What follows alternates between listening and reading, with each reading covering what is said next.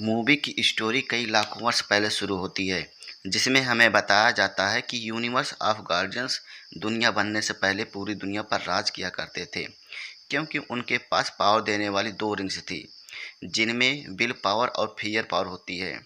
Will power rings बहुत ज़्यादा powerful होती है, जबकि फियर रिंग्स डर से पावर लेती थी, और फियर रिंग को काबू ना करने की वजह से गार्डियंस पूरी यूनिवर्स पर 3600 सेक्टर बनाते हैं, और साथ ही साथ वे ग्रीन लैंटर्न कॉर्प्स भी बनाते हैं।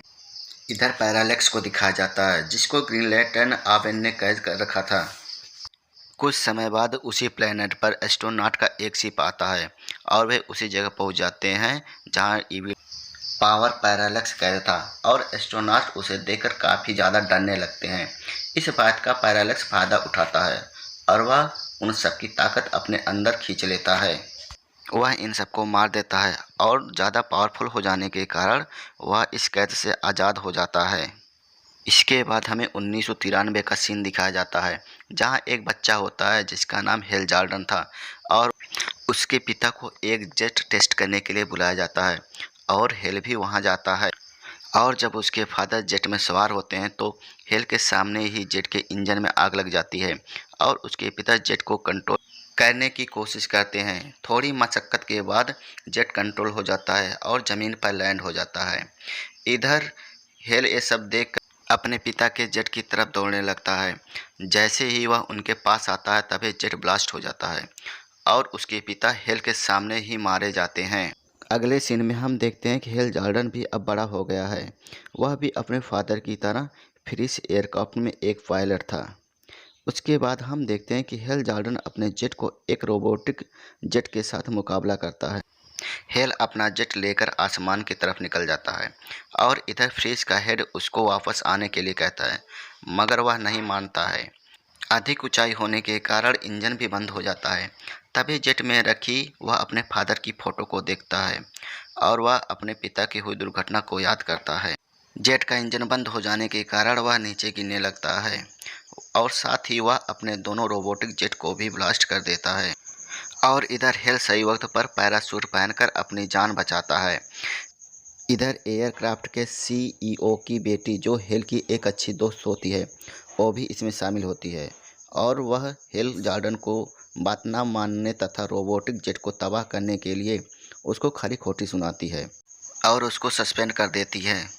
इसके बाद हमें दिखाया जाता है कि जब पैरालेक्स कैद से आज़ाद हो गया था, तो वह उसी ग्रीन लैंटर्न के प्लेनेट पर पहुंच जाता है जिसने उसको कैद किया था, और अब इन दोनों के बीच बहुत ही घमासान फाइट होती है। पर ग्रीन लैंटर्न कमज़ोर हो जाने के कारण वहां से भाग निकलता है, ताकि वह अपने बाकी गार्डियंस को यह बता सके कि पैरालेक्स आज़ाद हो गया है। तभी पैरालेक्स उस पर अटैक कर देता है, और वह घायल होकर पृथ्वी पर समुद्र के किनारे गिरता है।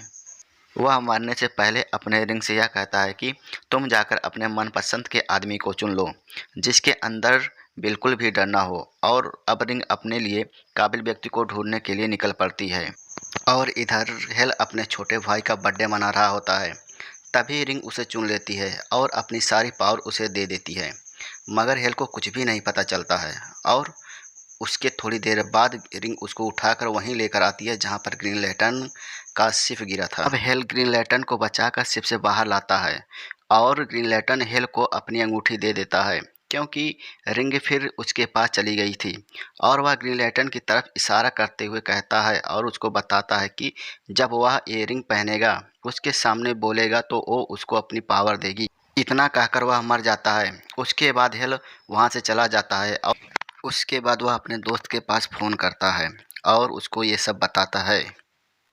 तभी वहाँ पर उनको एक मिलिट्री का जेट नज़र आता है, जो उस स्पेसशिप को ढूंढ रहे होते हैं, और उनको वह स्पेसशिप मिल जाता है, और उसके बॉडी को रिसर्च के लिए सीक्रेट फैसिलिटी भिजवा देते हैं। वहाँ पर हमें एक लेडी डॉक्टर और डॉक्टर हेक्टर को दिखाया जाता है, जो दोनों को आवेन की बॉडी पर रिसर्च करने के लिए बुलाया गया था, और आवेन इसी ग्रीन लैंटर्न का नाम था। रिसर्च करते समय डॉक्टर हेक्टर अपना हाथ बॉडी के उस जगह डाल देता है जहां पर पैरालेक्स ने अटैक किया था। तभी पैरालेक्स की कुछ ताकत हेक्टर के अंदर चली जाती है, और हेक्टर को भी हेल की तरह कुछ भी नहीं पता चलता है। और इधर दूसरी तरफ हमें हेल को दिखाया जाता है, जो रिंग पहनकर ग्रीन लैंटर्न के सामने पावर्स के लिए बार बार बोल रहा था, पर कुछ भी नहीं होता है। वह गुस्सा हो जाता है और कहता है कि जब तुम्हें पावर देना ही नहीं था तो मेरे पास क्यों आई। वह रिंग को बहुत बुरा भला कहता है और तभी उसकी रिंग ग्रीन लैंटर्न से छू जाती है और वह हिप्नोटाइज हो जाता है और फिर उसके अंदर ग्रीन लैंटर्न की पावर आ जाती है। इसके बाद ग्रीन लैंटर्न के प्लेनेट के लोग उसको अपने पास खींच लेते हैं। वहां पहुंचकर लोग उसकी बॉडी पर रिसर्च करते हैं और जानना चाहते हैं कि रिंग ने इस इंसान को क्यों चुना है। फिर उसको होश आता है तो वह खुद को ग्रीन लैंटर्न सूट में पाता है और सामने एक और ग्रीन लैंटर्न खड़ा होता है। वह हेल को पैरालेक्स की सारी करतूतों के बारे में बताता है जो उसने किया था। अब वह हेल को ग्रीन लैंटर्न के लीडर से मिलाने ले जाता है, जहाँ से उन्हें उड़कर जाना होता है।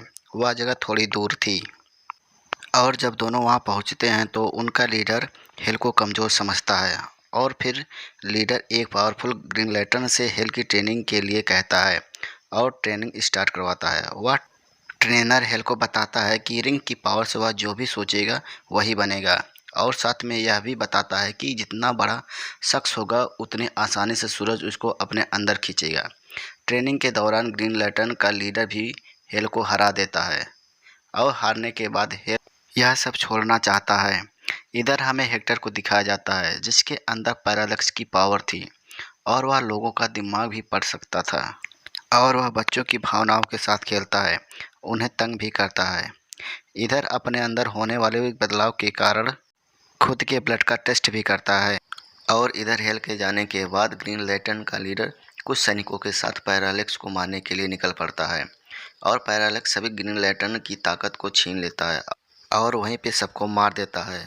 और इधर उनका लीडर वहां से भाग जाता है और अपने गार्डियंस के पास पहुंचकर पैरालेक्स के बारे में बताता है और वह उनसे कहता है कि वह बहुत ज़्यादा ताकतवर हो गया है। और फिर गार्डियंस लीडर को बताते हैं कि डर की रिंग को हासिल करना बहुत ही मुश्किल था, पर हम ही गार्डियन में से पैरालेक्स ने उस रिंग को हासिल कर ली और जिसकी पावर की वजह से वह बुरा बन गया है और फिर हमने उसे कैद कर लिया था, परंतु किसी तरह वह आज़ाद होकर हमसे बदला लेने आया है। इसके बाद ग्रीन लैंटर्न का लीडर उनसे बोलता है कि अब हमें डर को काबू करने के लिए दोबारा डर जैसी रिंग को बनाना होगा और फिर गार्डियंस उनकी बात मानकर डर की एक और रिंग बनाते हैं जो पहले जैसे ही होती है। अगले सीन में एयरक्राफ्ट हेड ने एक पार्टी रखी थी जिसमें हेल और हेक्टर को दिखाया जाता है। इधर जब हेक्टर कैरल को इम्प्रेस करने की कोशिश कर रहा था तो कैरल के पिता आकर उसको रोक देते हैं और फिर हेक्टर वहां से दूसरी तरफ चला जाता है। वह बहुत ज़्यादा गुस्से में होता है क्योंकि पार्टी में उसने सुना था कि आपन प्रोजेक्ट उसको उसके पिता की वजह से मिला है, ना कि उसकी काबिलियत की वजह से। और फिर वह अपने पिता के हेलीकॉप्टर को अपने पावर से बेकाबू कर देता है और हेलीकॉप्टर नीचे गिरने ही वाला होता है। तभी हेल को उसकी रिंग मैसेज देती है और फिर हेल ग्रीन लैंटर्न में बदल जाता है। उसके बाद हेलीकॉप्टर को गाड़ी में बदलकर वह नीचे उतार देता है और सबको वहां पर ग्रीन लैंटर्न का होने का पता चल जाता है। और इधर पैरालेक्स पहली बार हेक्टर से संपर्क करता है और वह हेल को मारने के लिए कहता है और इधर हेक्टर की शक्ल भी बिगड़ रही होती है और उसे कैद कर लिया जाता है। और इधर हेल ग्रीन लैंटर्न बनकर कैरल से मिलने जाता है। कैरल उसको पहचान लेती है और हेल बताता है कि मैंने ग्रीन लैंटर्न क्रॉप्स छोड़ दिया है।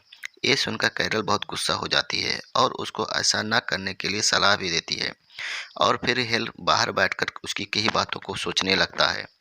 तभी उसका रंग चमकने लगता है। इस बात से उसे पता चलता है कि कोई खतरे में है, जिसको पता करने के लिए वह लैब में जाता है। वहां जाकर देखता है कि हेक्टर अपने पिता को मारने की कोशिश करता है। हेक्टर हेल से नफरत करता था और फिर उन दोनों के बीच एक ज़बरदस्त फाइट होती है। तभी हेक्टर का कांटेक्ट पैरालेक्स से होता है। वह पैरालेक्स से दुनिया को तबाह करने के लिए कहता है और फिर वह अपने पिता को आग से जलाकर मार डालता है। वह लेडी डॉक्टर को भी मारना चाहता है पर हेल उसको आकर बचा लेता है और फिर एक बार इन दोनों के बीच घमासान फाइट होती है। दूसरी तरफ हम ग्रीन लैंटर्न के प्लेनेट देखते हैं जहां डर की रिंग तैयार हो गई थी और उनका लीडर पैरालेक्स से मुकाबला करने के लिए भी तैयार था। तभी हेल भी वहां पर आ जाता है। हेल उनको डर की रिंग को इस्तेमाल करने से रोकता है और कहता है कि इस रिंग को इस्तेमाल करने वाला ईविल बन जाएगा। हेल उनको अर्थ पर चलने के लिए कहता है पर वो लोग हेल की मदद करने से मना कर देते हैं। अब हेल अकेले ही दुनिया को बचाने के लिए निकल पड़ता है। अब वह सीधा हेक्टर के पास जाता है जिसने कैरल को किडनैप कर लिया था, क्योंकि हेक्टर जानता था कि हेल की सबसे बड़ी कमजोरी कैरल ही है। और हेल से कहता है कि वह अपना रिंग मुझे दे दे, नहीं तो वह कैरल के अंदर अपना ब्लड डाल देगा और वह भी मेरी तरह बन जाएगी। और अगर तुम रिंग मुझे दे दोगे तो मैं उसको छोड़ दूंगा। और फिर मजबूर होकर हेल अपना रिंग हेक्टर को दे देता है। हेक्टर रिंग पहनकर हेल पर अटैक करता है, परंतु अटैक उल्टा हेक्टर के ऊपर ही पड़ता है। और हेल हेक्टर को बताता है कि ऐसा इसलिए हुआ है कि यह रिंग खुद ही अपने काबिल इंसान के पास जाती है। फिर हेल अपनी रिंग उठा लेता है। इधर पैरालेक्स अर्थ पर आ गया था। वह सब कुछ तबाह कर रहा था और पैरालेक्स हेक्टर की ताकत को खींचकर उसको मार डालता है। और वह सबकी पावर को खींचकर और भी ताकतवर बनता चला जा रहा था। और इधर हेल तथा पैरालेक्स के बीच एक जबरदस्त फाइट होती है, पर हेल पैरालेक्स से हार रहा होता है। उसके बाद हेल पैरालेक्स के अंदर घुसकर उसको पृथ्वी से दूर आसमान की तरफ ले जाता है। तभी उसे ट्रेनर की बात याद आती है कि सूरज बड़ी चीज़ों को अपनी तरफ खींचता है। हेल पैरालेक्स को अपने पीछे लगाकर सूरज की तरफ ले जाता है और फिर फाइट के दौरान पैरालेक्स सूरज के समीप आ जाता है। और फिर हेल अपने रिंग से अपने लिए 2 रॉकेट बनाता है जो उसको सूरज की तरफ खींचने से रोक सके। और फिर हेल अपनी पूरी ताकत से पैरालेक्स पर अटैक करता है, जो जो उसके लिए बहुत खतरनाक साबित होता है। इधर सूरज पैरालेक्स को अपने अंदर खींच लेता है। पैरालेक्स वहीं पर मारा जाता है। कुछ ग्रीन लैंटर्न आकर हेल को बचा लेते हैं। वे लोग हेल की बड़ी तारीफ करते हैं और उसे अपने प्लेनेट पर ले जाकर उसे अपना लीडर बना देते हैं। और फिर कैरल और हेल की ज़िंदगी आराम से कटने लगती है।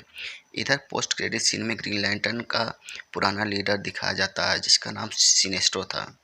वह अपने ग्रीन लैंटर्न की रिंग निकाल कर गार्डियंस की डर वाली रिंग पहन लेता है और फिर उसकी आंखें तथा पूरी बॉडी येलो हो जाती हैं। उसे डर की ताकत मिल जाती है और मूवी यहीं पे समाप्त होती है। Please share and subscribe.